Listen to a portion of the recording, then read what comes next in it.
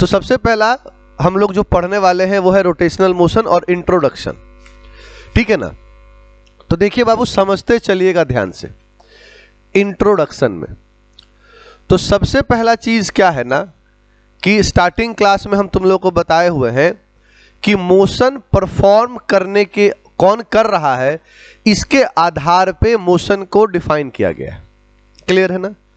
जैसे अगर मोशन एक पार्टिकल कर रहा है तो उसका नाम अलग होगा, और अगर मोशन एक बॉडी कर रही है, बॉडी मतलब रिजिड बॉडी, रिजिड बॉडी का मतलब होता है जिसके पार्टिकल्स के बीच की दूरी किसी भी परिस्थिति में बदले ना। जैसे ये सब पेन मान लो बाबू कि एक ठो पार्टिकल है, ये दूसरा पार्टिकल है, ऐसे करके ढेर सारे पार्टिकल्स हैं। जब इस पार्टिकल को हम लोगों ने ऐसे पकड़ा तो ये क्या बन गया, ये बन गया सिस्टम ऑफ पार्टिकल, बन गया ये सिस्टम ऑफ पार्टिकल। पर ये बॉडी, ये सिस्टम ऑफ पार्टिकल बॉडी है, पर ये रिजिड बॉडी नहीं है। क्यों? क्योंकि अगर हम इसको पकड़ कर करके एक वेलोसिटी से फेंक दें तो क्या होगा बाबू कि ये जो पार्टिकल्स हैं वो जब आगे बढ़ेंगे वेलोसिटी मिलने से, है ना, तो उनके बीच की जो दूरी है वो दूरी बदलती चली जाएगी। द डिस्टेंस नहीं होगा। आप इसको अगर इसको ऐसे पकड़ करके अगर हम ऐसे फेंकेंगे तो कुछ पेन इधर जाएगा, कुछ इधर जाएगा, कुछ इधर जाएगा, है ना। तो इसमें क्या होगा कि ये बॉडी तो है, ये सिस्टम ऑफ पार्टिकल तो है, बट ये रिजिड बॉडी नहीं है।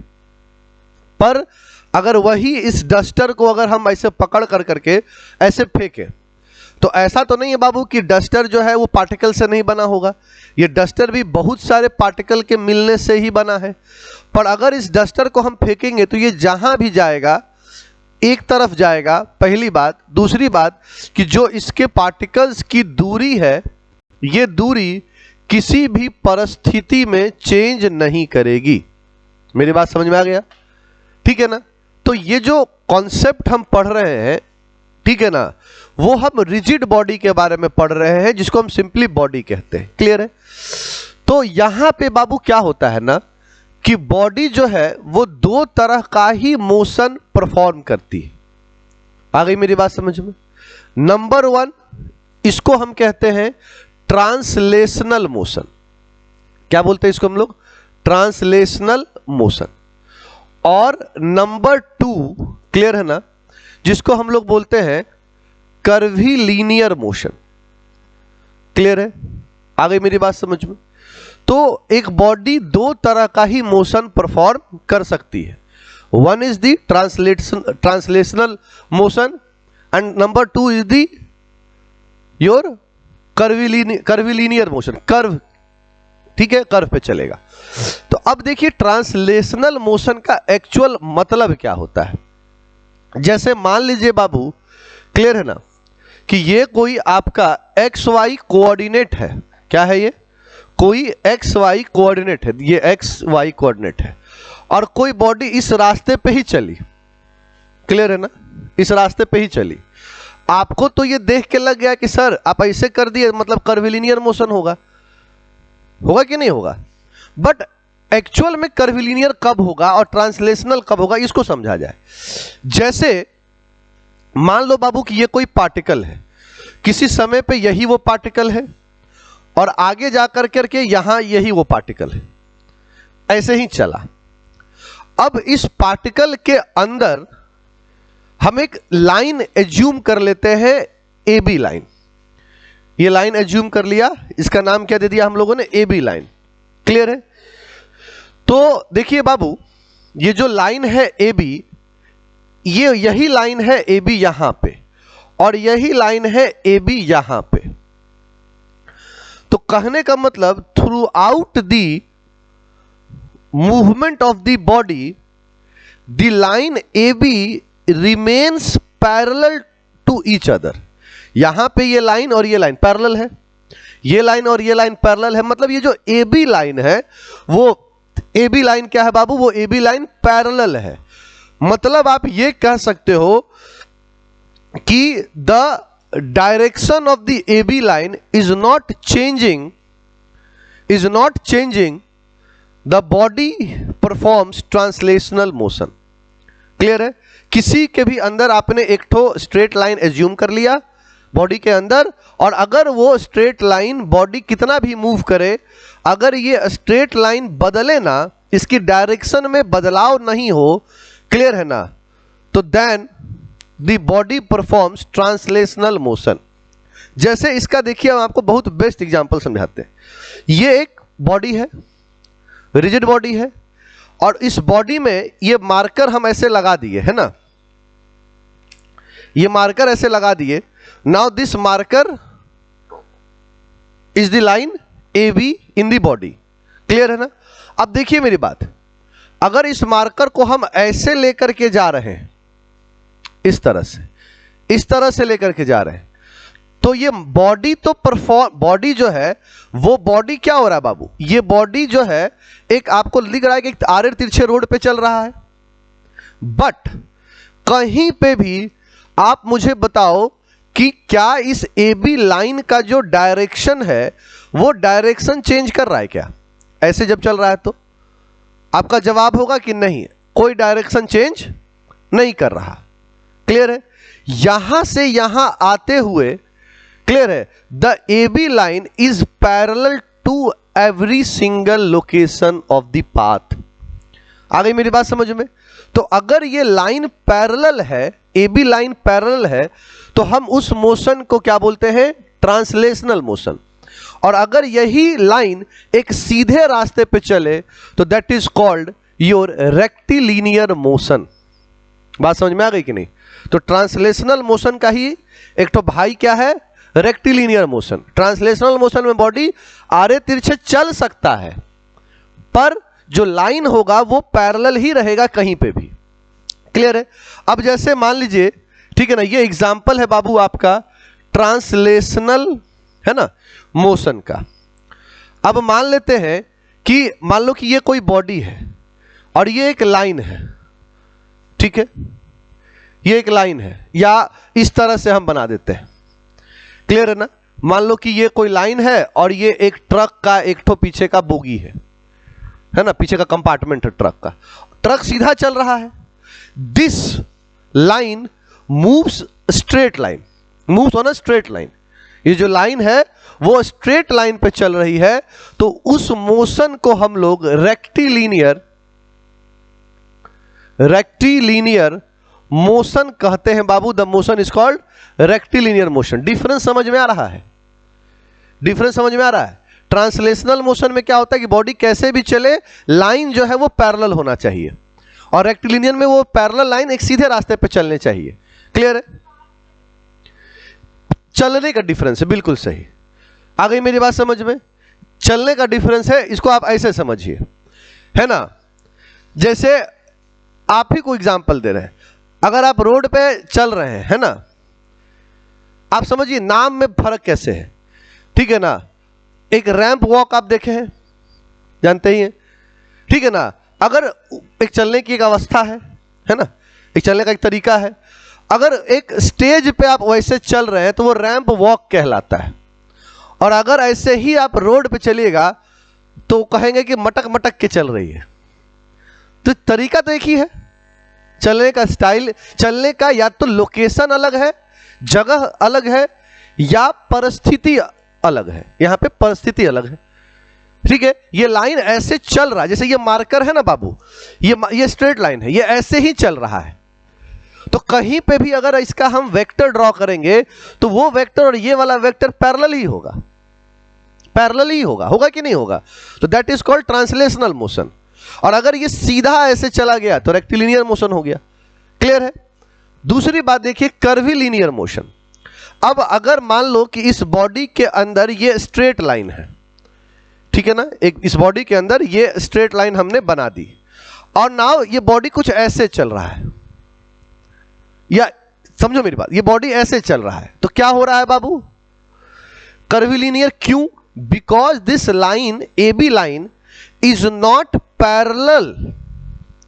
आप बात समझ रहे हो कि नहीं? ये जो लाइन है ये पैरेलल है नहीं, the direction of this line keeps on changing. आ गई मेरी बात समझ में? तो जब लाइन की डायरेक्शन बदलती चली जाए तो वो मोशन कर्विलिनियर मोशन कहलाता है। क्लियर है? आ गई मेरी बात समझ में? जिस तरह से, मेरी बात सुनिए ध्यान से, जिस तरह से ट्रांसलेशनल मोशन का ही एक तो छोटा भाई है, ठीक है, आपका रेक्टिलिनियर मोशन, उसी तरह से कर्विलिनियर मोशन का ही एक तो छोटा भाई है जिसका नाम है rotational motion. If rotational motion क्या है, सुनिए इसको। If a body moves around a fixed circular line, around a fixed line called axis of rotation, the motion is called rotational motion।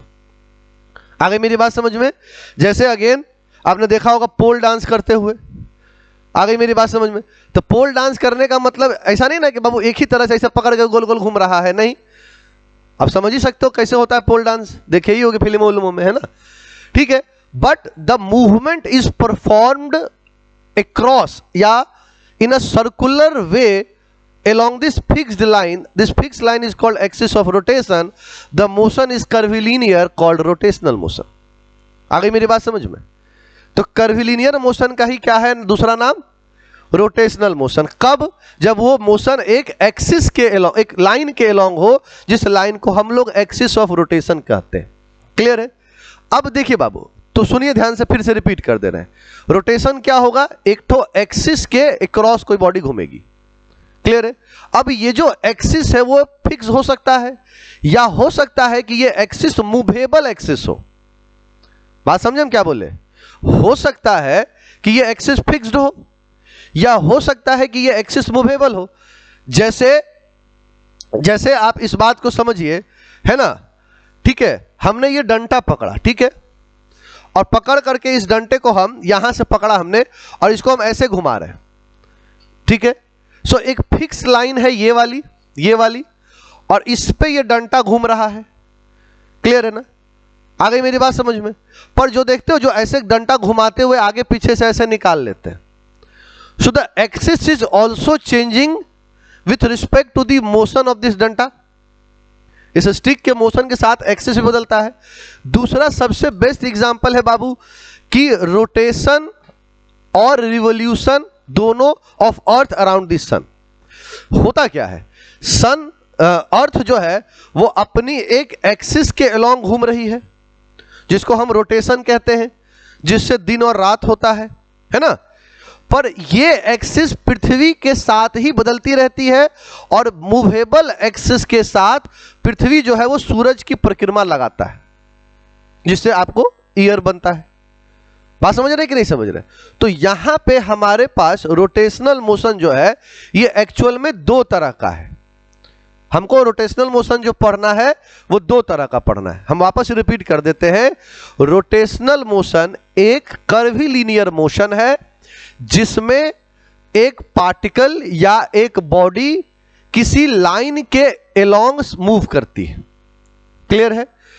अब ये लाइन को एक्सिस ऑफ रोटेशन कहते हैं, और ये एक्सिस ऑफ रोटेशन या तो फिक्स्ड हो सकता है या मूवेबल एक्सिस हो सकता है। दूसरा एग्जांपल इसका सबसे और बेस्ट एग्जांपल है जब आप लट्टू घुमाते हो, स्पिनिंग टॉप। तो आप क्या करते हो बाबू, देखिए ध्यान से सुनिएगा, ये एकदम स्पष्ट बात है। किसी भी चीज को सर्कुलर मोशन देने के लिए या रोटेशनल मोशन देने के लिए हमको एक तो फोर्स चाहिए होगा। अपने आप कोई चीज नाचने नहीं लगेगी। इस बात को समझ रहे कि नहीं समझ रहे? अपने आप कोई चीज नाचने नहीं लगेगी। और अगर कोई चीज नाचता है तो बाबू, नाचता है मतलब उसके पास वेलोसिटी है ना, तो उसके पास काइनेटिक एनर्जी होगी। अब काइनेटिक एनर्जी भी थोड़ा सा हम यहां पर कुछ समझाते हैं कि एक्चुअल में काइनेटिक एनर्जी देखो बनता कैसे है ना। बहुत बेस्ट एग्जांपल है मेरे लिए। शादी ब्याह में कभी गए ही होंगे कहीं ना कहीं, है ना, गांव देहात की शादी नहीं गए हो, फिर तो जिंदगी बर्बाद है बॉस। कुछ खा पी के ले लो अपनी जिंदगी। तो गांव देहात में देखिए काइनेटिक एनर्जी मैं आपको समझाता हूं। तो काइनेटिक एनर्जी क्या होता है, देखो समझो इस बात को। एक स्टेज है ना, और उस स्टेज पे क्या है बॉस, एक तो समझिए गए कौन है ना, गाना बज रहा है पीछे बैकग्राउंड में भोजपुरी, ठीक है, आ गई मेरी बात समझ में? पूरा एकदम गाना बज रहा है, भयानक भोजपुरी बज रहा है, ठीक है। इस पूरी अवस्था को ऑर्केस्ट्रा कह देंगे, ठीक है, अब समझिए इस बात को, ऑर्केस्ट्रा है ये, यहां पे तुम बैठे हुए हो पुष्पा स्टाइल में, ठीक है ना, एक पैर पे दूसरा पैर, ठीक है, अपना आराम से ऐसे, ठीक है। अब समझिए मेरी बात, यहां पे डांस हो रहा है ना, ऐसे पूरा लाइट लगा हुआ, डीजे पीछे ऐसे लाइट लगा हुआ है ना, पूरा एकदम डांस हो रहा है, भयानक एकदम, ठीक है। तुमने ऐसे 10 की निकाली, समझिए नोट, अपना पकड़ के ऐसे हिलाना स्टार्ट कर दिया है ना। तो जैसे तुम 10 की नोट पकड़ के हिलाना स्टार्ट कर दिए, इसकी नजर पड़ी उस नोट पे, समझना मेरी बात, ये चाहती क्या है, जाके ले ले। And for that what she has to do, she has to jump from the stage और she has to move from the stage. While she was dancing on the stage, there was a fixed platform. जब वो stage पे नाच रही थी, एक fix platform था। जैसे अब मान लो कि अब नाच रही थी स्टेज पे, गोल गोल ऐसे घूमने वाला नाच रही थी, है ना, तो एक्सिस कहां पे था, उस स्टेज पे था। अब बोली कि ना ही चाहिए हमको, बात समझिए। उसके लिए उसने क्या किया, स्टेज से जंप किया, एक्सिस बदल गया उसके साथ, अब वो जमीन पे लौट रही होगी, है ना, बदल गया एक्सिस, उस एक्सिस के अलॉन्ग वो नाच रही है। अब जैसे ही तुमने ऐसे, समझो ये नोट है, 10 की पत्ती दिखाई, है ना, यहां पे मान लो जैनब बैठी है, इसने से 100 रुपया रख दिया। अब समझ गए मेरी बात, back to position, back to अपने ही जगह पे आके नाचने लगी, ठीक है ना। फिर तुमने ऐसे 20 की नोट ऐसे ऐसे की, है ना, ऐसा ही होता भी, ये रियलिटी है ना। फिर 100 की नोट यहां पे थी, वो वहीं पे नाच रही। मेरी बात को सुनिए ध्यान से, कहने का मतलब क्या है बाबू, अभी देखिए कहने का मतलब क्या है।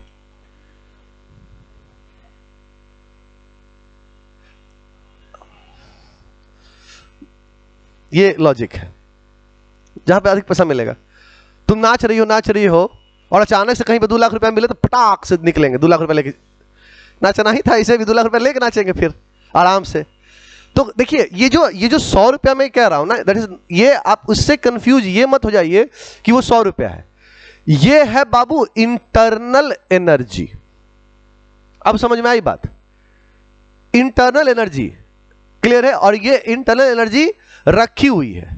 आप एक बात समझिए, है ना, आप कभी भी ना गौर देखिएगा, आपने मान लो एक छोटी मोटी ऑर्केस्ट्रा कराई 10,000 वाली, तो लड़की 10 रुपए के लिए बाहर आ जाएगी, लो बजट ऑर्केस्ट्रा है। अब करा दिया, अब तुम मान लो कि बुला दिए इसको, कटरीना कैफ को 2 करोड़ रुपया दे करके, वो भी ऑर्केस्ट्रा ही है, बिहार में आ जाएगा तो ऑर्केस्ट्रा है, सीधा बात है ना। उस समय गाना कौन बजेगा, कमली कमली बजेगा कि भोजपुरी में कुछ बजेगा, वो तो हम डिसाइड करेंगे ना, पैसा मेरा लगा है कि नहीं है।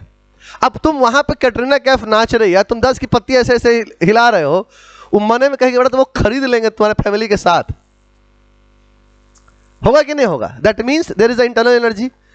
पर अगर कैटरीना कैफ ही नाच रही है ना, और तुम ऐसे निकाले 10 करोड़ रुपया ऐसे ऐसे करने लगे, देखो अगला स्टेप तुम्हारी गोद में हो उसका, सीधा बात है, बात समझिए ध्यान से। तो मेरा कहने का मतलब है ना कि इसके पास एक इंटरनल एनर्जी है, और ऐसे तुमने 100 रुपए की इसकी इंटरनल एनर्जी है, तुमने अब तुम देखा कि 10-20 से नहीं आ रही, तुमने ऐसे 50 निकाला नहीं आ रही, तुमने 500 की एक नोट निकाली ऐसे महात्मा गांधी स्माइलिंग फेस के साथ, ठीक है, क्या होगा, फट से वो चली आएगी। आ गई मेरी बात समझ में, क्यों, क्योंकि एक्सटर्नल एनर्जी, इस बात को सुनिए, एक्सटर्नल एनर्जी इंटरनल के सामने बहुत ज्यादा हो गया ना, बहुत अधिक हो गया, वो फटाक से आई, कितनी तेजी से आएगी ये उस पर डिपेंड करेगा कि स्टेज पे और है कितना आदमी।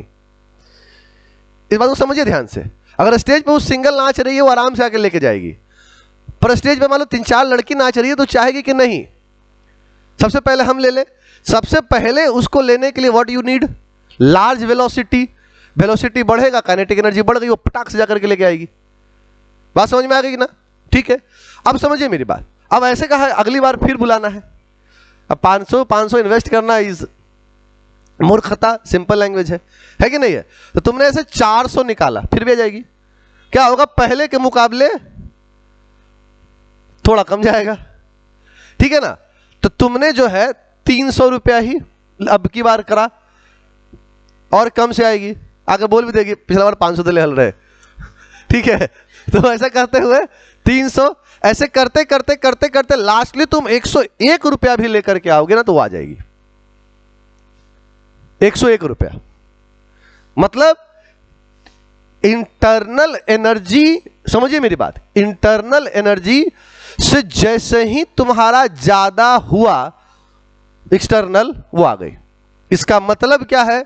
इसका मतलब है बाबू कि अगर हमको किसी को बाहर बुलाना है तो हमको क्या करना होगा? उसके अंदर मौजूद इंटरनल एनर्जी से थोड़ा ज्यादा एनर्जी लगा देंगे तो बाहर आ जाएगा वो। क्लियर है? इसी तरह से अब क्या होता है, देखिए इनर्शिया वर्ड को अब ले आइए। अब आपने पढ़ा हुआ है कि इनर्शिया क्या होता है ना। तो इनर्शिया किसी भी बॉडी की वो प्रॉपर्टी होती है जिस प्रॉपर्टी से वो अपने स्टेट में होने वाले बदलाव को अपोज करता है। बात समझ में आ रही कि नहीं आ रही? नहीं समझ में अगर आ रहा तो ऐसे समझो, तुम्हारा नाम प्रिंस है ना, मान लो अभी मेरे पास बहुत पैसा है, ऐसा मान लो, मानना नहीं बट ऐसे एग्जांपल के तौर पे, है ना, ठीक है, बहुत पैसा है मेरे पास, हम तुम पे इन्वेस्ट करना चाहते हैं, ठीक है। हम तुमको बोले कि तुम हमारा जेंडर चेंज करा लो, करा लोगे? बात समझिए, ये बहुत छोटा पॉइंट है बट बहुत बड़ा मतलब देके जाएगा। करा लीजिएगा। तुमको बोले जेंडर चेंज करा के तुमको लड़की बनना है, लड़कियों को बोले तुमको लड़का बनना है, बन जाइएगा? नहीं। क्या कीजिएगा आप?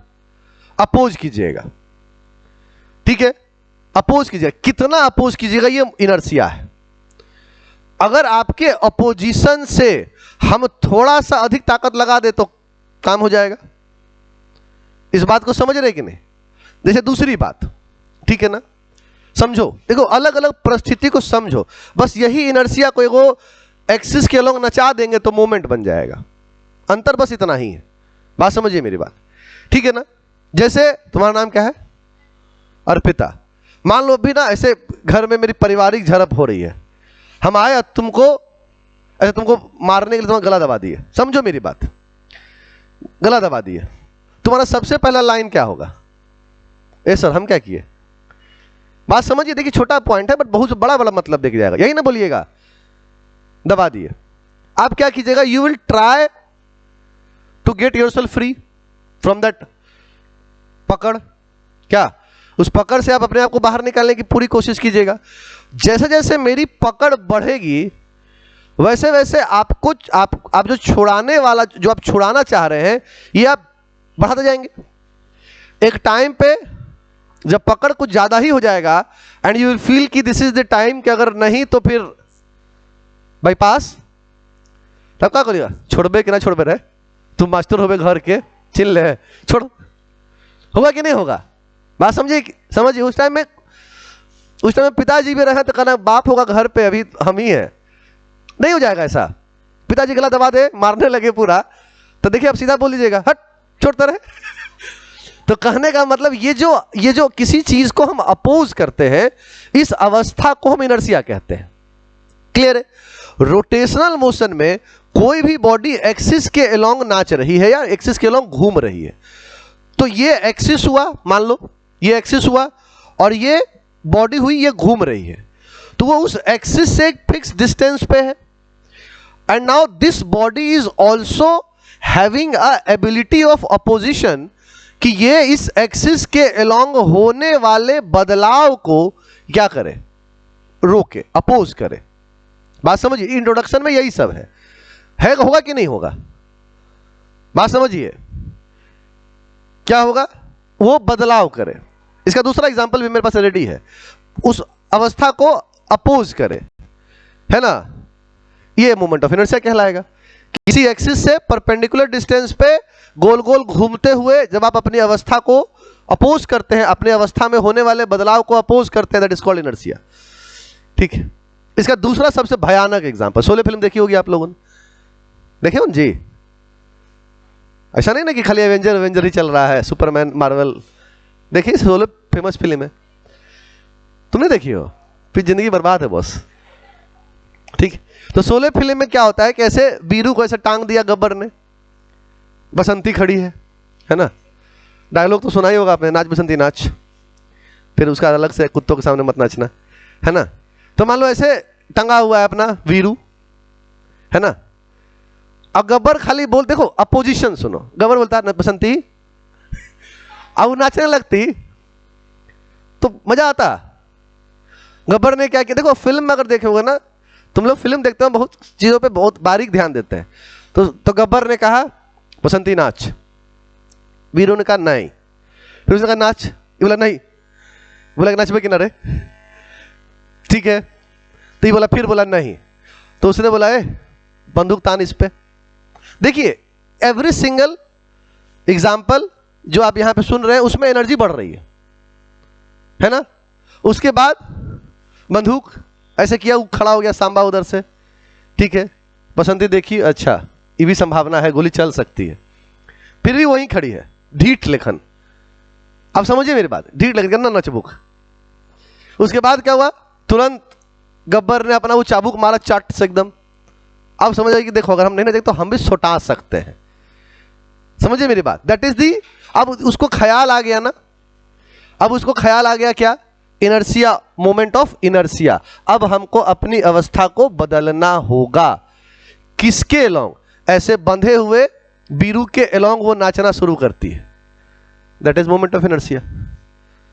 आ गई मेरी बात समझ में, किसी भी एक्सिस के अलोंग, किसी भी एक्सिस के चारों तरफ घूमते हुए अगर आप अपनी अवस्था में बदलाव जो हो रहा है अगर आप उसको अपोज करते हो, that is called moment of inertia. Clear है, समझ लो मेरी बात।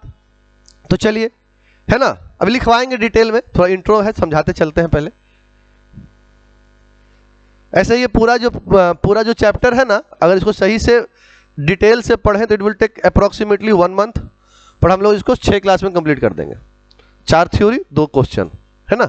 चलिए, तो बाबू देखिए, है ना, तो रोटेशनल मोशन, देखिए ध्यान से सुनना खाली, ठीक है ना। रोटेशनल मोशन 2 तरह से होता है, एक अलोंग अ फिक्स्ड एक्सिस, इसका भी एग्जांपल सुनिए तो आपको क्लियर होगा कि हमको पढ़ना एक्चुअल में क्या है। अलोंग अ फिक्स्ड एक्सिस, है ना, जैसे मान लो कि आप कहीं गए, अगेन फिर डांस करा देते हैं, तो आप कहीं गए, एक तो फिक्स लाइन है, फिक्स एक्सिस है, इसको एक्सिस ऑफ रोटेशन कहते हैं, इसके चारों तरफ एक ही जगह पे कोई नाच रहा है, आराम से अपना वहीं बैठे हुए देख रहे हैं। बात को समझिए, जैसे मान लो कि शोले में बसंती खाली वीरू के ही आसपास ऐसे नाच रही होती तो गब्बर को एंटरटेन होने में कोई मेहनत नहीं करना पड़ता, आराम से नाचो नाचो नाचो हो रहा होता। तो वो क्या होता बाबू, rotational motion along a fixed axis, ठीक है ना। ये बहुत इजी पोर्शन है, एक एक्सिस है उसके चारों तरफ घूम रहा, इजी है। बट अगर जो है रोटेशनल मोशन हो अलोंग अ मूवेबल एक्सिस, ये थोड़ा कॉम्प्लेक्स कहानी है। कैसे, मान लीजिए बसंती नाच रही है, उसका एक्सिस कौन सा है, वीरू है, नाचते नाचते उसने अपनी एक्सिस बदल ली, अब वो सांभा के बगल में नाचने लगी, तो गब्बर का फोकस चेंज करना पड़ेगा कि नहीं। पहले गब्बर ऐसे देख रहा होता, फिर ऐसे देखेगा, फिर अगले बार मेरी बगल में नाचने लगी तो ऐसे देख रहा होगा। इन दैट केस क्या होगा, कहानी थोड़ी डिफिकल्ट हो जाएगी कि नहीं हो जाएगी, क्यों, क्योंकि एक्सिस निरंतर बदल रहा है। उस केस में ये जो केस है ना, सिंपली रोटेशनल से समझा जाता है। If a body moves along a fixed axis, this is the simplest case of rotational motion, ठीक ना। But अगर if a body moves along a movable axis of rotation, in that case we have to consider the rotational plus the translational motion। क्यों बाबू, क्योंकि देखिए नाचते हुए ये axis है, समझो मेरी बात, ये एक्सिस है, ऐसे ऐसे नाच रहा है, मान लीजिए ये एक्सिस के चारों तरफ नाच रहा है, उठ के यहां नाचने लगा, तो एक्सिस तो पैरेलल ही रहा ना, यहां पे जो एक्सिस था उससे ये एक्सिस तो पैरेलल ही रहा, फिर यहां आ गया तो भी पैरेलल रहा, यहां आ गया तो भी पैरेलल रहा, बट रोटेशन भी तो हो रहा है उस एक्सिस के अलोंग। तो इन दैट केस हमको रोटेशनल और ट्रांसलेशनल दोनों मोशन को कंपाइल करना पड़ता है, और कंपाइल करके then we come across rotational motion. Clear है ना? तो हमारा जो सिलेबस है उसके अंदर, मतलब जो हम लोग 11th में पढ़ेंगे, उसमें हम लोग 99% पढ़ेंगे rotational motion along a fixed axis of rotation, है ना, एंड 1% हम पढ़ेंगे बाबू ये along a movable axis of rotation. कहीं कोई दिक्कत नहीं है? चलिए ठीक है ना। अब लिखिए point number 1।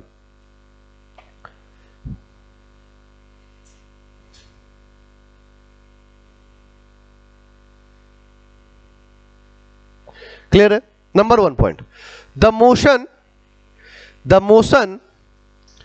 is translational, the motion is translational, the motion is translational if any straight line inside the body, if any straight line inside the body keeps the same direction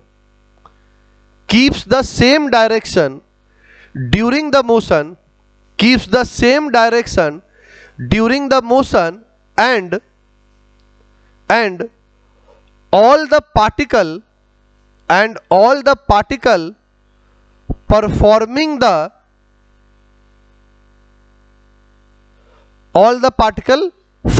लिखिएगा, परफॉर्मिंग नहीं, forming the body, and all the particle forming the body moves along parallel path,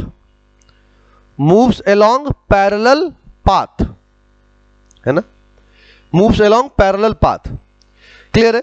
अगला point, if the path are straight line, दूसरा point, if the path are straight line,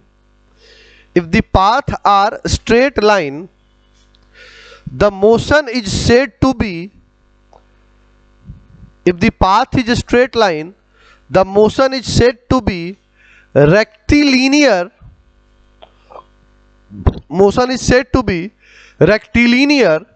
translational motion, rectilinear translational motion। Clear है?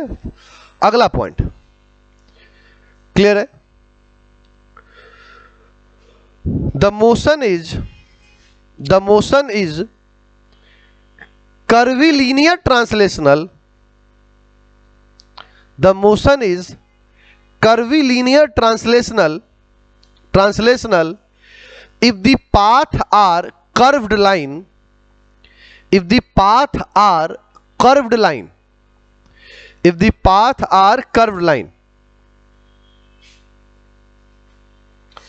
Clear है? अगला point लिखिएगा बाबू, the motion is rotational, अगला point, the motion is rotational around an axis when all the particle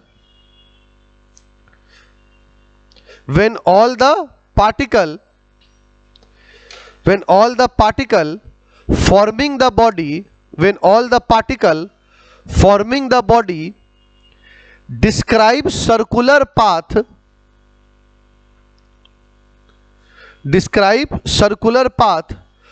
around a line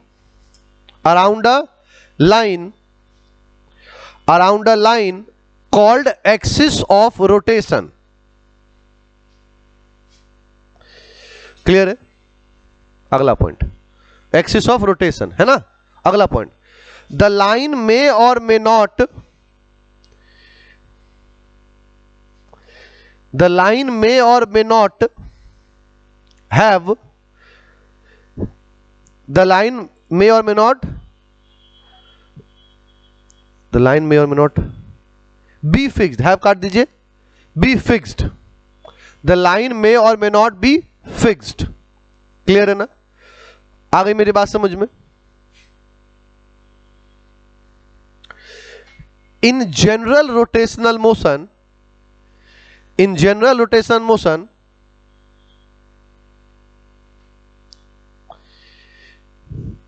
the position vector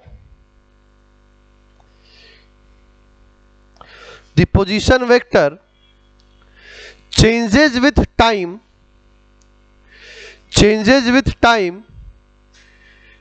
giving rise to translational motion,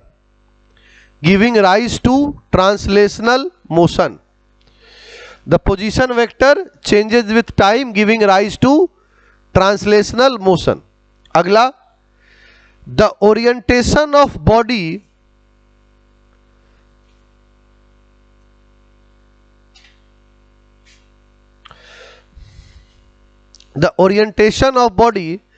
around a point changes,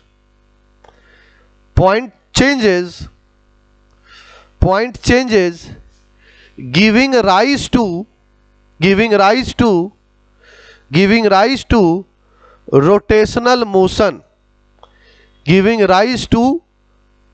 rotational motion, clear है ना बाबू? देखिए फिर से हम समझा देते हैं, इसे आप समझ चुके हैं। मान लो कि ये मेरा जो हाथ है ये एक्स वाई जेड का ओरिजिन है, कोई बॉडी सर्कुलर पाथ डिस्क्राइब कर रही है, तो ये चीज चेंज कर रहा होगा। दिस विल गिव राइज, देखो ये हमेशा पैरेलल है ना, ये हमेशा पैरेलल है। This give rise to translational motion and the orientation of this particle लगातार चेंज कर रहा है, इस पार्टिकल का जो ओरिएंटेशन है वो लगातार बदल रहा है।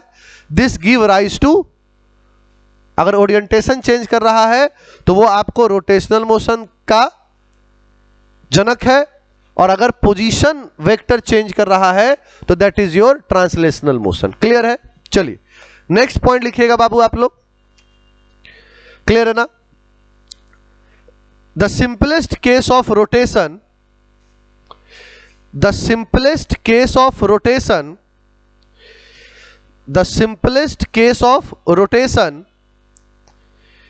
is rotational motion in a plane,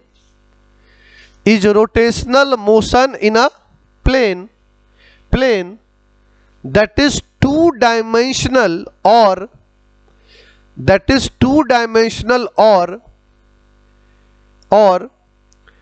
plane rotational motion, that is two-dimensional or plane rotational motion in which the body moves about, a fixed axis। Clear है ना? और इस पॉइंट को टिक कर दीजिए, यही हमको पढ़ना है ना? हमको जो रोटेशनल मोशन पढ़ना है बाबू, वो टू डायमेंशनल रोटेशन मोशन ही पढ़ना है about a fixed axis. Clear है? अगला पॉइंट भी लिख दीजिए, rotational motion around a fixed axis, rotational motion around a fixed axis is also called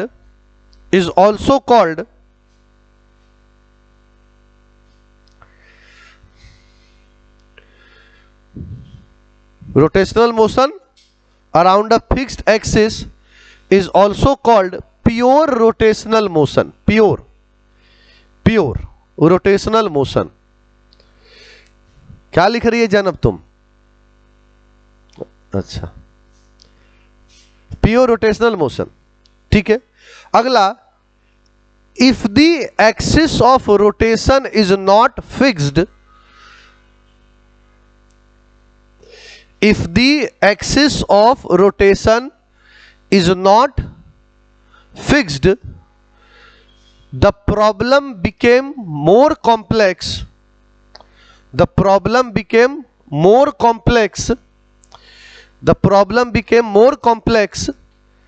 and in that case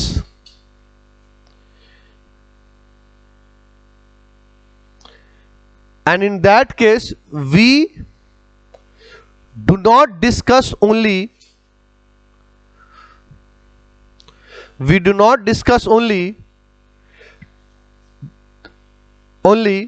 the translational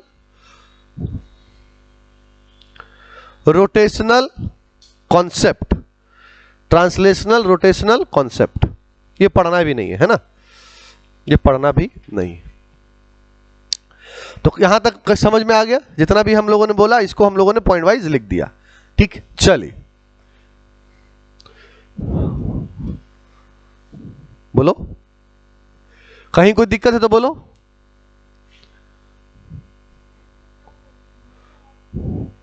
इसमें एक बार वापस बोलो, एक सेकंड रुको तब बोलना इसको, है ना। तो चलिए बाबू, rotational kinematic equation, rotational kinematic equation, है ना। देखिए, जैसे अगर कोई भी बॉडी स्ट्रेट लाइन पे चल रहा है उसका मोशन कहलाता है लीनियर मोशन। तो लीनियर मोशन में जो डिस्प्लेसमेंट होता है, आप बोलते डिस्प्लेसमेंट हो पर समझते आप उसको क्या हो, लीनियर डिस्प्लेसमेंट। पूरा सुनिएगा फिर लिखिएगा, लीनियर डिस्प्लेसमेंट, जिसको आप एस वेक्टर होता है, वेक्टर क्वांटिटी है तो आप उसको एस से डिनोट करते हो। क्लियर है ना। रोटेशनल मोशन में आपको कुछ बहुत ज्यादा वेक्टर का यूज नहीं है तो आप एस से समझो। ठीक है, उसकी जो वेलोसिटी होती है आप उसको कहते हो वेलोसिटी, बट एक्चुअल में वो क्या है आपका बाबू, लीनियर वेलोसिटी, जिसको आप भी सिंबल से दिखाते हो। अगर इनिशियल वेलोसिटी है तो या तो उसको भी नॉट लिखते हैं या तो उसको यू लिखते हैं, वो तो आप जानते हैं। और आप जानते हो बाबू कि v बराबर ds बाई डी टी होता है। क्लियर है। उसके बाद जो एक्सेलरेशन है, आप बोलते एक्सेलरेशन हो बट समझते आप उसको लीनियर एक्सेलरेशन हो, और उसका सिंबल a होता है और a बराबर dv बाई डी टी होता है। क्या होता है, dv बाई डी टी, जिसको हम लोग डबल डिफरेंशिएशन पोजीशन का भी लिखते हैं। ठीक है, आ गई मेरी बात समझ में। अगर एक्सेलरेशन पॉजिटिव है तो एक्सेलरेशन कहलाएगा, पॉजिटिव एक्सेलरेशन कहलाएगा, अगर निगेटिव है तो रिटार्डेशन कहलाएगा या डी एक्सेलरेशन कहलाएगा। उसी तरह से जो मोमेंटम है उसको बोलते तो हम मोमेंटम है बट समझते क्या है, लीनियर मोमेंटम, और इसकी वैल्यू होती है P बराबर mv। क्लियर। इसके आधार पे काइनेमेटिक्स में आपने इक्वेशन पढ़े हुए हैं, इक्वेशन ऑफ मोशन, जिसमें सबसे पहला इक्वेशन है कि v माइनस यू बराबर at। क्लियर है ना। दूसरा s बराबर ut plus half at square, v square minus u square बराबर 2as, और s nth is equal to u plus a by 2 into 2n minus 1। ये इक्वेशन आपने पढ़ा हुआ है, और इसका प्रूफ कैसा है आप लोग को मोटा मोटी याद भी होगा, कैसे प्रूफ करते हैं इसको, है ना। चलिए, तो अगर कोई भी बॉडी लीनियर मोशन कर रहा है तो ये सब नाम है। अगर वही बॉडी सर्कुलर पाथ पे चल रहा है एक एक्सिस के अलोंग, तो उसका लीनियर डिस्प्लेसमेंट बदल जाएगा एंगुलर में, मतलब लीनियर की जगह नाम क्या आ जाएगा, एंगुलर आ जाएगा। तो ये क्या हो गया बाबू, डिस्प्लेसमेंट हो गया एंगुलर डिस्प्लेसमेंट, सिंबल होगा थीटा। क्लियर है ना। यहां होगा एंगुलर वेलोसिटी, जिसको हम ओमेगा कहेंगे, और ओमेगा बराबर डी थीटा अपॉन क्या होगा, डी टी। ओमेगा बराबर क्या होगा, d theta upon D t. Clear है ना। अगला एंगुलर एक्सेलरेशन, तो एंगुलर एक्सेलरेशन क्लियर है, अल्फा, और इसकी वैल्यू होती है अल्फा, और अल्फा बराबर होता है D omega upon D T. सही ना। Rate of change of angular velocity is called angular acceleration. Momentum बदल जाता है और वो हो जाता है आपका एंगुलर मोमेंटम, जिसको हम L कहते हैं, और L की वैल्यू mvr होती है। कैसे, ये सब इस चैप्टर में आएगा भी। ठीक है ना। चलिए, तो इक्वेशन से बदल गया, तरीका वही है, प्रूफ भी वही है, दिखा भी देंगे हम आपको एक दो निकाल कर करके। ठीक है ना।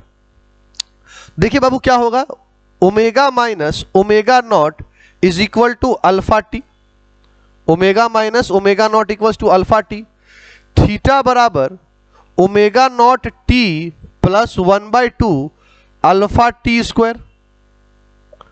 क्लियर है? Omega square minus omega not square is equal to 2 alpha theta, और theta nth is equal to omega not plus alpha by 2 into 2n minus 1। So ये हो गया एंगुलर मोमेंटम का इक्वेशन। अब किसी को अगर प्रूफ करने के लिए आ जाए तो हम कैसे करेंगे? मान लो कि हम ये इक्वेशन निकाल के दिखा रहे हैं, ठीक है ना। मान लो बाबू, लेट अ बॉडी, ठीक है, मूव्स विथ, ठीक है, या हम कहते हैं कि एक बॉडी परफॉर्म कर रहा है rotational motion. Let a body performs rotational motion, है ना, एंड द एंगुलर वेलोसिटी, है ना, of the body changes from omega not to omega in time t बराबर 0 टू टी बराबर टी सेकेंड। मान लेते हैं हम लोग, कहने का मतलब कि एक बॉडी है बाबू जो रोटेशनल मोशन परफॉर्म कर रहा है, और उस बॉडी की जो एंगुलर वेलोसिटी है वो एंगुलर वेलोसिटी चेंज कर गई ओमेगा नॉट से, मतलब इनिशियल ये था ओमेगा, ठीक है ना, जब टाइम टी 0 से टी सेकेंड का चेंज हुआ। तो आप देखिए, अल्फा इज दी एंगुलर, है ना, या alpha is the fixed angular acceleration of the body about the axis। so alpha क्या हो गया बाबू? Fixed angular acceleration of the body about the axis, है ना। तो यहां पे ऐसे भी लिख सकते हो, let a body perform uniform, तो यहां पे लिखने की भी जरूरत नहीं होती। क्लियर है? क्योंकि आपको याद होगा ये जो काइनेमेटिक का इक्वेशन है that is valid for uniform acceleration only, है ना।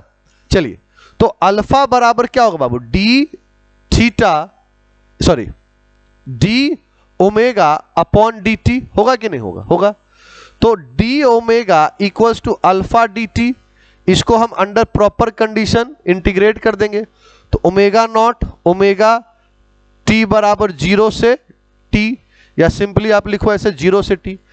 इंटीग्रेशन करने आपको आता ही है तो क्या हो जाएगा? ओमेगा माइनस, या इसको ऐसे लिख सकते हैं, ओमेगा होगा इसका इंटीग्रेशन कहां से कहां?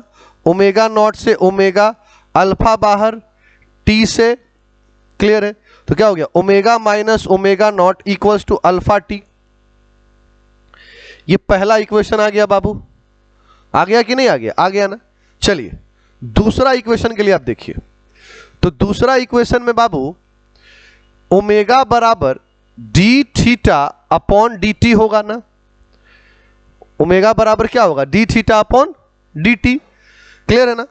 तो यहां पे d theta equals to omega d T होगा, और ओमेगा की वैल्यू यहां से आप चाहो तो निकाल सकते हो। ओमेगा बराबर omega not plus alpha t होगा ना। तो आप d theta equals to omega not plus alpha t d t लिख सकते हो। क्लियर है? तो आप डी थीटा बराबर omega not d t plus alpha t d T होगा। अंडर प्रॉपर कंडीशन में इसको हम इंटीग्रेट कर देंगे। इनिशियल डिस्प्लेसमेंट 0 होगा, फाइनल थीटा हो जाएगा एंगुलर डिस्प्लेसमेंट। टाइम 0 से टी, यहां पे भी टाइम 0 से टी, सारा कुछ आपके पास अंडरस्टूड है। तो थीटा 0 से थीटा बराबर ओमेगा नॉट डी टी 0 से t plus alpha t d t 0 से टी, तो theta minus 0 is equal to omega not T plus alpha T square by 2 0 से टी, लिमिट लगा देना है ना। लिमिट लगा करके जैसे आप इंटीग्रेट करते थे आपको सिंपली वही करना है। तो थीटा बराबर omega not T plus 1/2 alpha T square आ गया कि नहीं आ गया? क्लियर है ना। अगर आप चाहोगे वैसे ही थर्ड इक्वेशन निकालना तो भी आप निकाल सकते हैं, आपके पास सारा कुछ है ना। थर्ड इक्वेशन निकालने के लिए क्या करेंगे बाबू? तो थर्ड इक्वेशन निकालने के लिए देखिए ओमेगा बराबर d theta upon D T है, या सॉरी अल्फा बराबर क्या है आपको? D omega upon D T.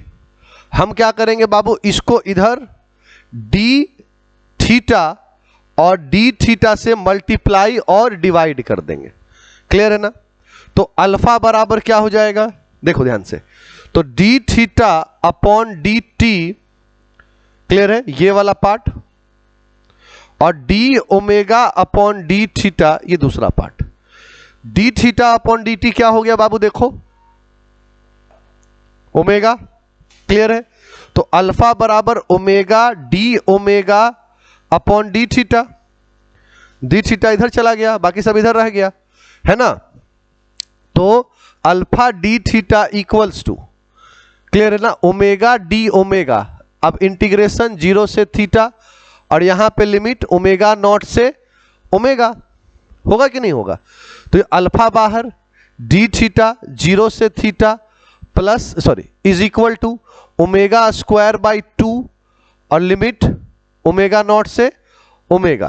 तो ये हो गया अल्फा थीटा माइनस 0 बराबर omega square by 2 minus omega not square by 2, सही ना। तो ये क्या हो गया, अल्फा थीटा बराबर omega square minus omega not square by 2, so omega square minus omega not square equals to 2 alpha theta.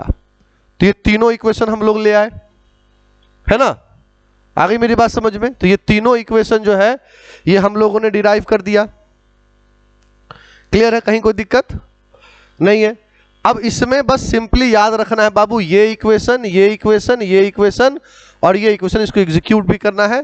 तो ये बस याद रखना है कि अगर कहीं पे भी रोटेशनल काइनेमेटिक इक्वेशन की चर्चा होगी तो इसी 4 का हम लोग इस्तेमाल करेंगे, सही ना। नोट कर लो अब, है ना।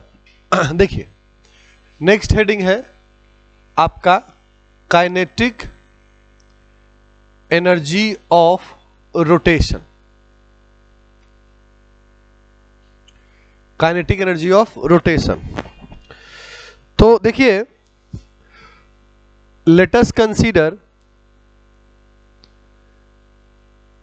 अ रिजिड बॉडी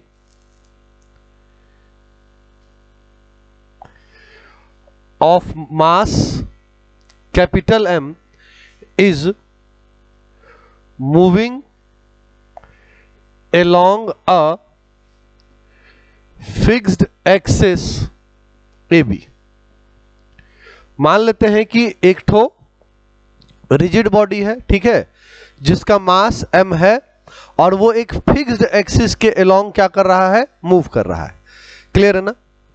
तो मान लेते हैं ये वो रिजिड बॉडी है और ये वो एक्सिस है, इसके अलोंग ये जो बॉडी है ना, ये बॉडी मूव कर रही है। तो मान लेते हैं ये इसके अलोंग ये बॉडी कुछ ऐसे मूव कर रही है। क्लियर है, आगे मेरी बात समझ में। ए बी,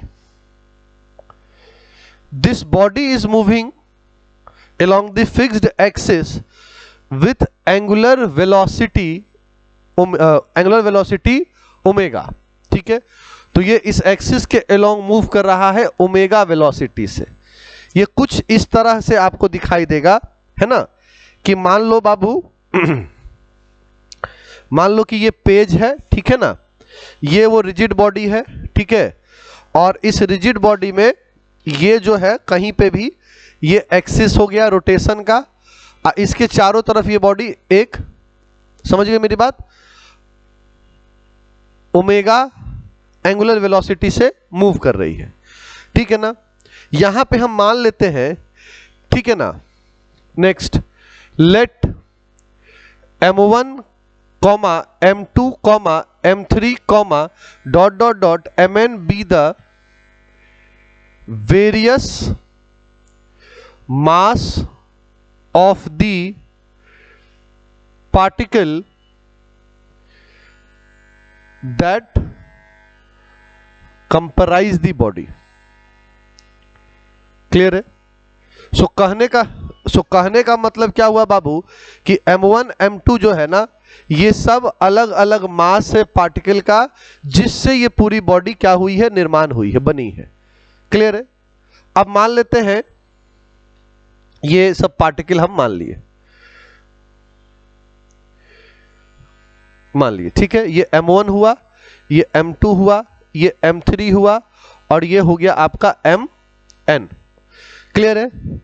m1 की इस एक्सिस से दूरी r1 हुई, वेक्टर में लिखिएगा तो r1 वेक्टर ऐसे लिखेंगे आप, ठीक है ना। r1 हुई, इसकी r2 हुई, इसकी r3 हुई, और इसकी अपन मान लेते r1 हो गई। क्लियर है ना? तो क्या हो गया बाबू, आप लिखोगे r1 comma r2 comma r3 comma dot dot dot rn be the distance of masses from the axis of rotation। Clear है? अब मान लो कि बॉडी बाबू, मान लो ये घूम रहा है, जैसे अभी था ना, कहां गया, हाँ, तो जैसे ये बॉडी है, क्लियर है, तो ये बॉडी मान लो घूम रहा है ऐसे चारों तरफ, तो अलग अलग मास है इस बॉडी का, तो उस मास की एक लीनियर वेलोसिटी होगी कि नहीं होगी? जब घूमेगा तो एक लीनियर वेलोसिटी होगी। क्लियर है?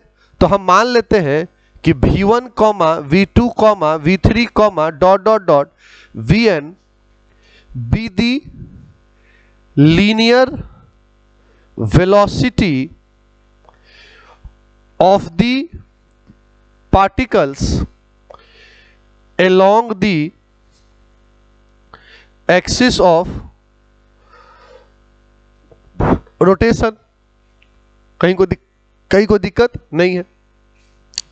और omega equals to angular velocity of the body about the axis of rotation. कहीं कोई दिक्कत नहीं है, सारा कंपोनेंट हम लोगों ने लिख दिया, ठीक है ना। तो बाबू काइनेटिक एनर्जी इस पार्टिकल का Ke1 होगा कि नहीं होगा?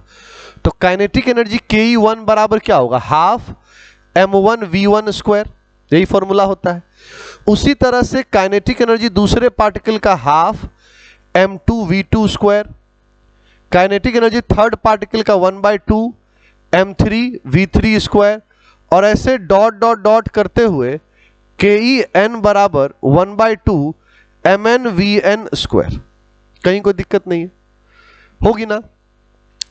अब बाबू total kinetic energy is the summation of all kinetic energy.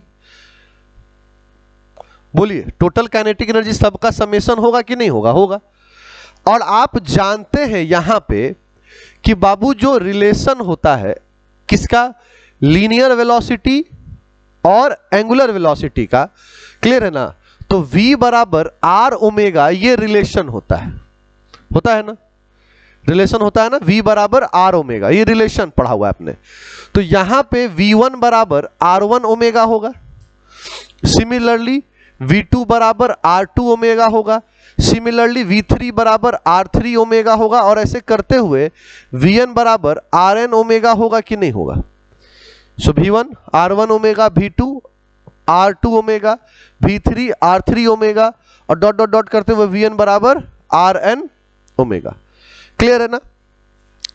तो हम चाहें तो इस काइनेटिक एनर्जी, देखो आप यहां पे ध्यान से देखना, इसमें हम इस वैल्यू को रखेंगे बाबू तो 1/2 m1 r1 square omega square होगा कि नहीं? v1 की जगह पे r1 ओमेगा रख देंगे, यहां पे रखेंगे तो 1/2 m2 r2 square omega square, 1/2 m3 r3 square omega square और 1/2 m4 r, सॉरी क्लियर है ना, rn square omega square. Total kinetic energy सबका सम होगा, क्लियर है ना। तो ke बराबर देखो 1/2 m1 r1 square omega square plus 1/2 m2 r2 square omega square plus बूंदाबांदी करते हुए 1/2 mn rn square omega square होगा। इसमें जो कॉमन पार्ट है उसको बाहर आप कर लो, तो काइनेटिक एनर्जी ke बराबर 1/2, क्लियर है, ब्रैकेट में m1 r1 square plus m2 r2 square plus dot dot dot mn rn square और इधर हो गया ओमेगा स्क्वायर। ये जो आप देख रहे हो ना, ये क्या है बाबू, मास इंटू डिस्टेंस का स्क्वायर, क्लियर है ना, मास इंटू डिस्टेंस का स्क्वायर। सो ये जो m1 r1 square plus m2 r2 square plus dot dot dot mn rn square है, इसी को हम लोग मोमेंट ऑफ इनर्शिया कहते हैं और इसी को हम लोग कैपिटल I सिंबल से डिनोट करते हैं, क्लियर है। तो मोमेंट ऑफ इनर्शिया क्या होता है, देखिए आप कहेंगे बाबू कि मोमेंट ऑफ इनर्शिया जो होता है, अब मोमेंट ऑफ इनर्शिया क्या है ये तो आप जान ही रहे हैं, this is the property of a body by virtue of which it opposes is change in state along the axis of rotation, ठीक है ना। ये क्या होता है बाबू, तो ये होता है मास इनटू परपेंडिकुलर डिस्टेंस का स्क्वायर, ये फॉर्मूला होता है ना। तो कहीं पे भी एगो पार्टिकल तुम देखो ना, तुम कहीं पे भी एगो पार्टिकल तुम ले लो, यहां से उस पार्टिकल को जोड़िएगा तो परपेंडिकुलर होगा एक्सिस से कि नहीं होगा, क्लियर है। तो ये सब परपेंडिकुलर डिस्टेंस ही है, r1 r2 r3 सब क्लियर है। तो ये हो गया, तो काइनेटिक एनर्जी ke बराबर 1/2 m1 r1 square plus m2 r2 square plus dot dot dot mn rn square omega square, ये हुआ। और ये पूरी वैल्यू क्या हो गई, मोमेंट ऑफ इनर्शिया I। तो काइनेटिक एनर्जी ke बराबर 1/2 I ओमेगा स्क्वायर, क्लियर है। I क्या हो गया, मोमेंट ऑफ इनर्शिया, क्लियर है। चलिए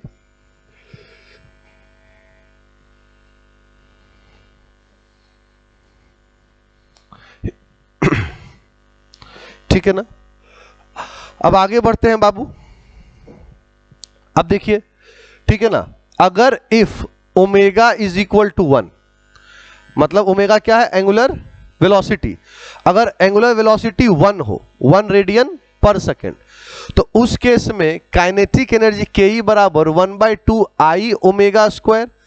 तो काइनेटिक एनर्जी बराबर क्या होगा, I/2। तो उस केस में moment of kinetic energy moment of inertia के आधा होगा, क्लियर है, या इनर्शिया काइनेटिक एनर्जी के दुगना होगा। बात समझ में आ रही है कि नहीं आ रही है। तो इनर्शिया I बराबर क्या हो गया बाबू, mr स्क्वायर, रिजल्टेंट डायरेक्ट। इस पे भी हम ये बात करेंगे, है ना, या इस पे हम आगे बात करेंगे, यहां तक पहले नोट कर लो।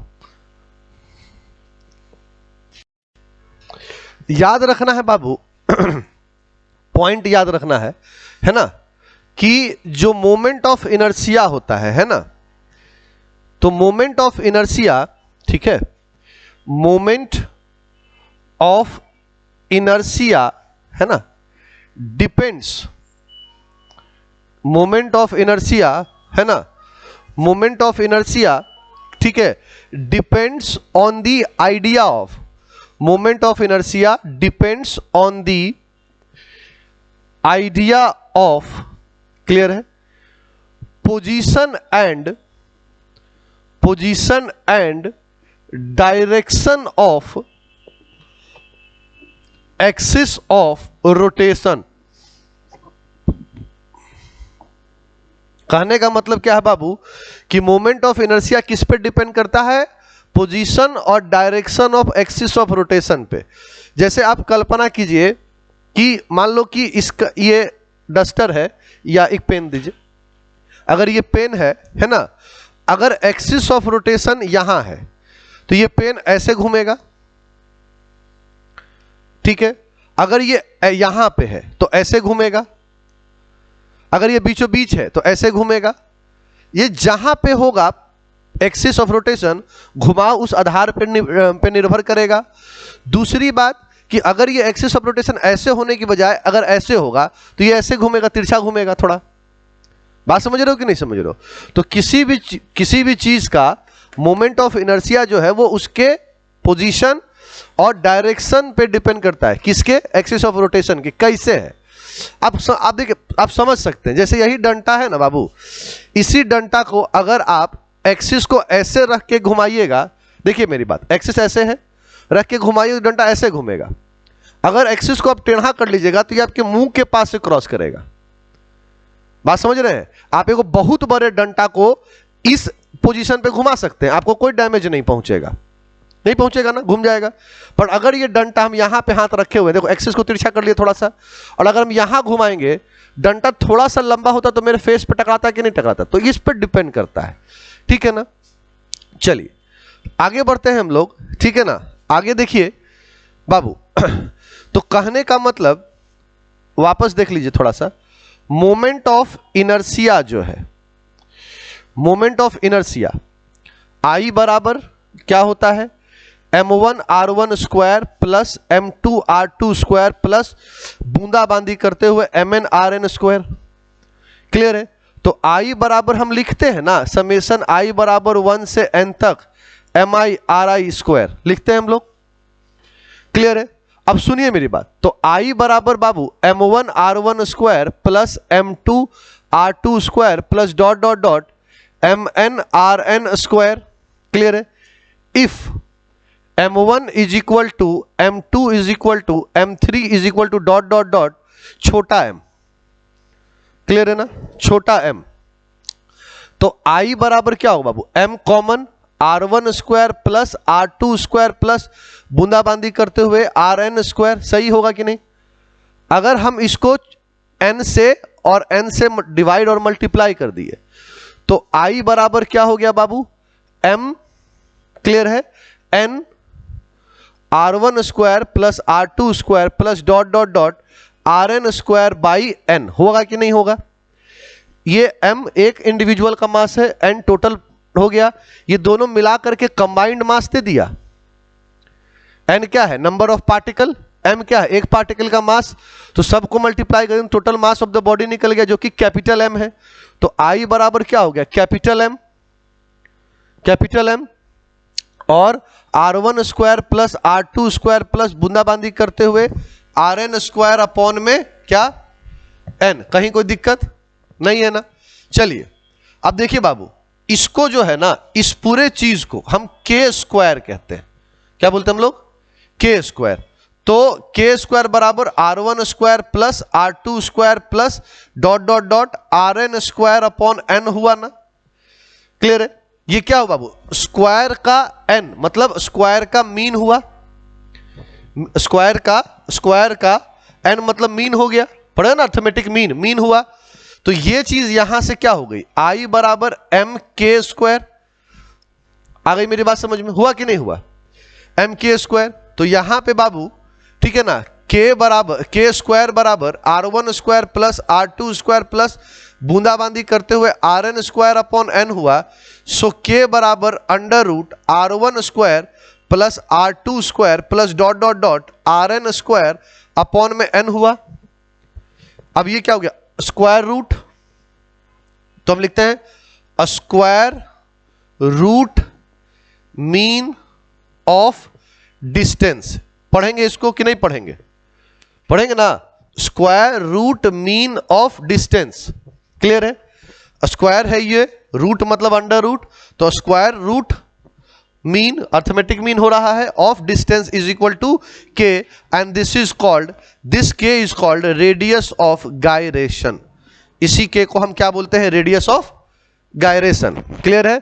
तो रेडियस ऑफ गायरेशन k बराबर अंडर रूट, याद रखना है, r1 square plus r2 square plus बूंदाबांदी करते हुए rn स्क्वायर अपॉन में। क्लियर है ना? यही है रेडियस ऑफ गायरेशन। इसको नोट कर लीजिए।